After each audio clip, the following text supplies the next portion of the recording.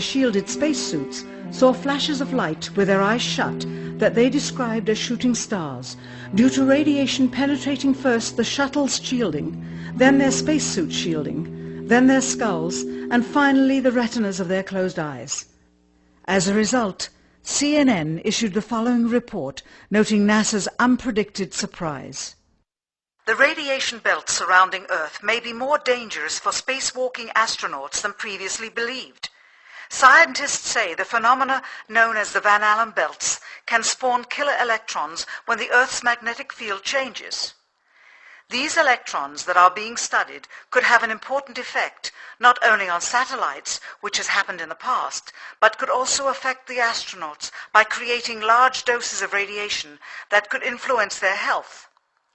The electrons can penetrate through various materials, including spacesuits, and can pass through, in fact, the walls of the space station, and can create high charges deep inside of these objects.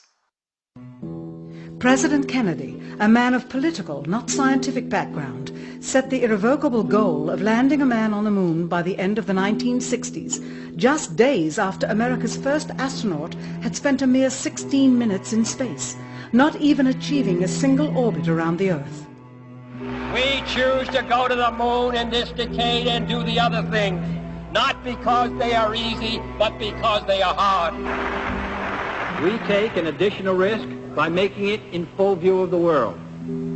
But as shown by the feat of astronaut Shepard, this very risk enhances our stature when we are successful. The technology necessary to launch the massive Saturn V rocket and an intercontinental ballistic missile is 95% similar.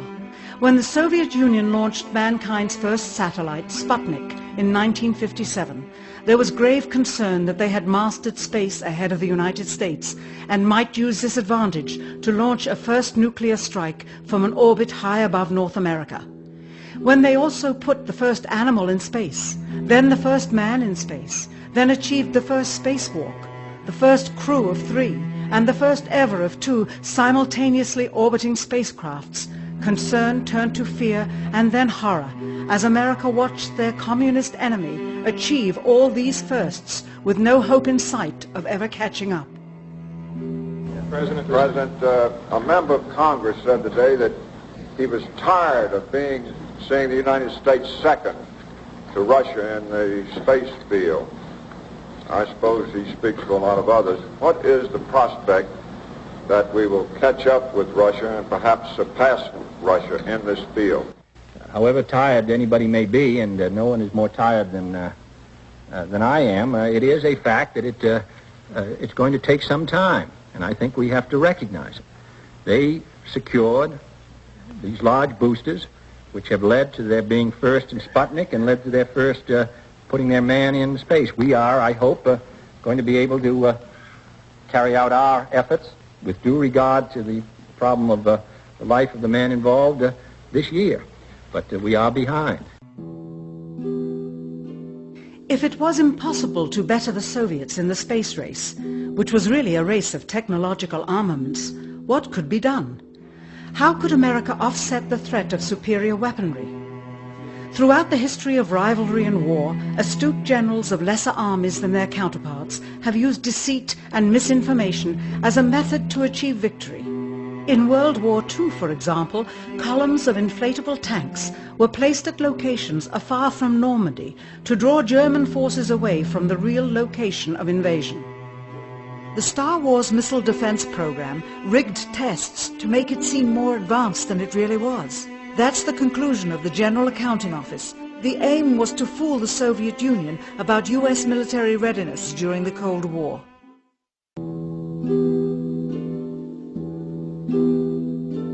Certainly, it was not possible to fool just the Soviets about US strategic capability in the 1960s, while somehow informing 200 million Americans of the truth secretly. In order for them to believe the United States had the capability to go to the moon, everyone would have to believe it. Furthermore, the pride of a nation was at stake, and the goal of a martyr, not to mention the growing unrest domestically of a government throwing tens of thousands of lives away in a foreign war riddled with contradiction and ambiguity. In addition, the Apollo program had already spent billions of dollars.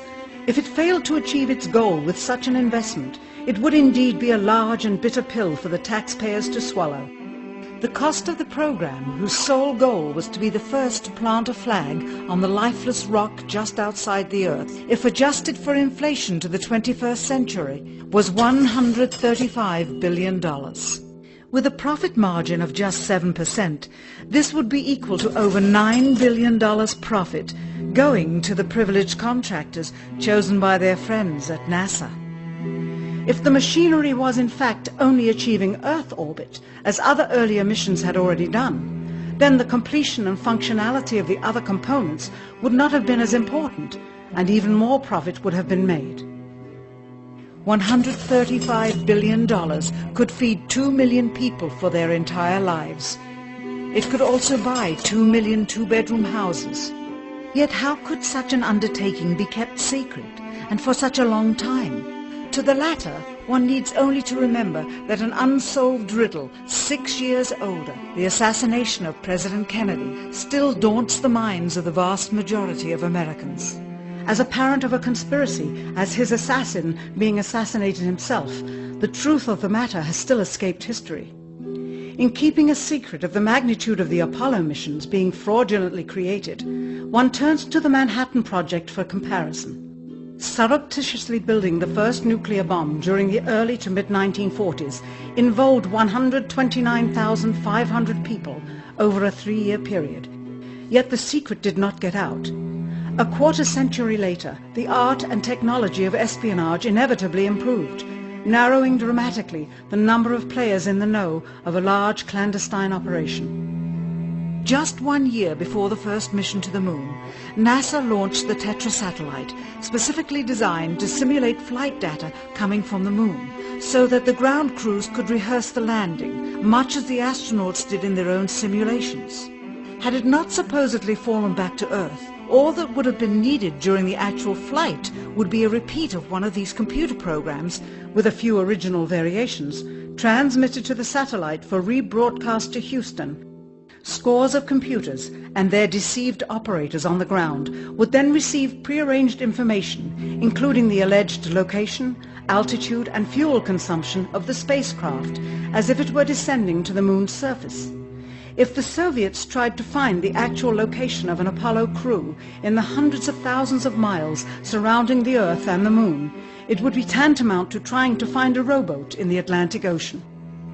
The fact that the Apollo program was so departmentalized, with various construction and test sites around the country, meant that only a few people saw the whole picture. And for the first time ever, there was no independent press coverage of such an historical event. Whatever pictures and sound were distributed to the public were strictly controlled and previewed by the federal government. They were then disseminated unchecked until this hour.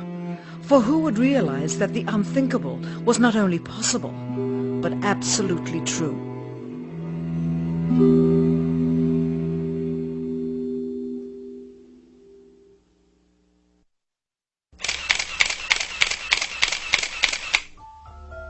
And what of the photographs?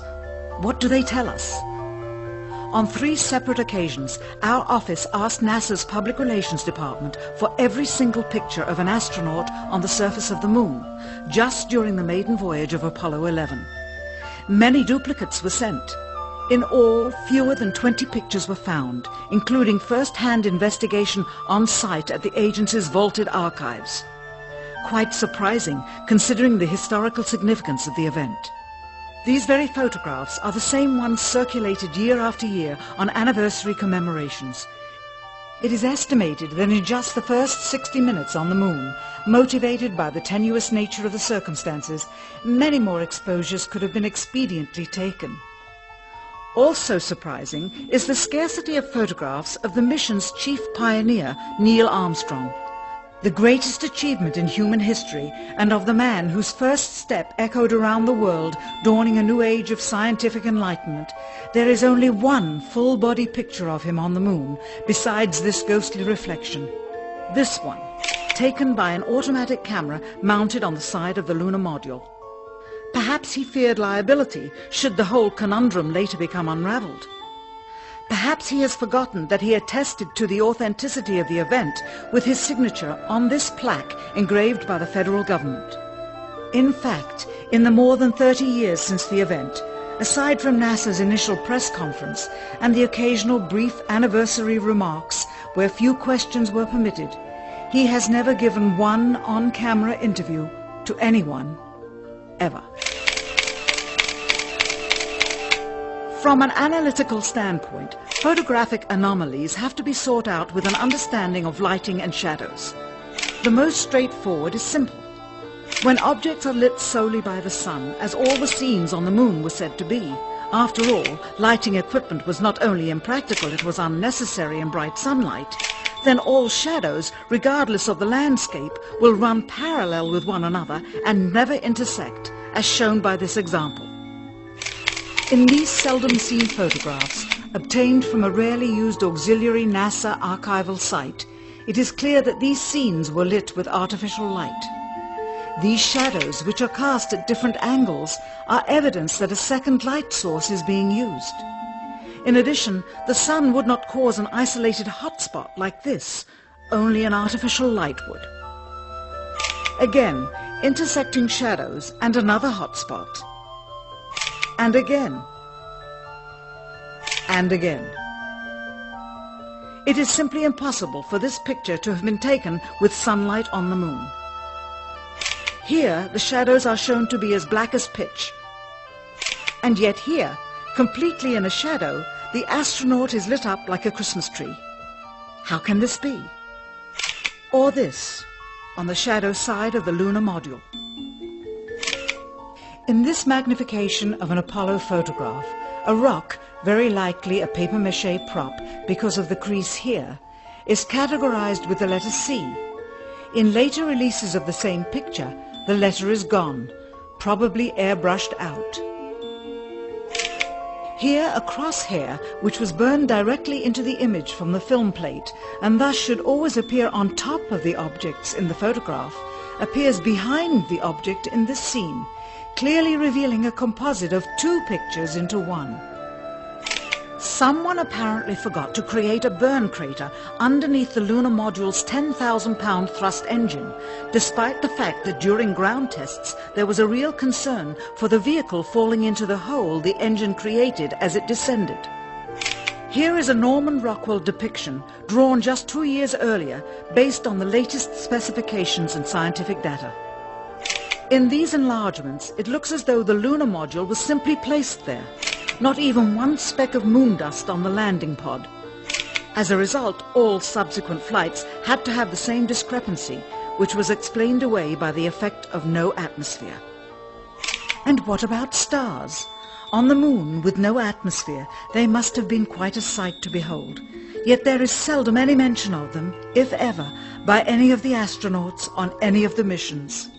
Undoubtedly, creating a mural with all the constellations properly placed in the sky would have been virtually impossible to create accurately, much less realistically.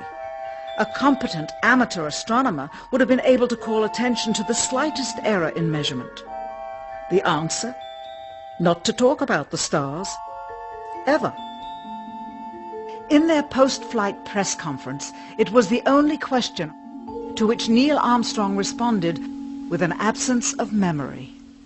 When you looked up at the sky, could you actually see the stars and the solar corona in spite of the glare? We were never able to see stars from the lunar surface, Which has happened in the past, but could also affect the astronauts by creating large doses of radiation that could influence their health. The electrons can penetrate through various materials, including spacesuits, and can pass through, in fact, the walls of the space station, and can create high charges deep inside of these objects. The radiation belts surrounding Earth may be more dangerous for spacewalking astronauts than previously believed. Scientists say the phenomena known as the Van Allen belts can spawn killer electrons when the Earth's magnetic field changes. These electrons that are being studied could have an important effect, not only on satellites, And do the other thing, not because they are easy, but because they are hard. We take an additional risk by making it in full view of the world. but as shown by the feat of astronaut Shepard, this very risk enhances our stature when we are successful. The technology necessary. President Kennedy, a man of political, not scientific background, set the irrevocable goal of landing a man on the moon by the end of the 1960s, just days after America's first astronaut had spent a mere 16 minutes in space, not even achieving a single orbit around the Earth. We choose to go to the moon in this decade. Shielded spacesuits saw flashes of light with their eyes shut that they described as shooting stars, due to radiation penetrating first the shuttle's shielding, then their spacesuit shielding, then their skulls, and finally the retinas of their closed eyes. As a result, CNN issued the following report noting NASA's unpredicted surprise.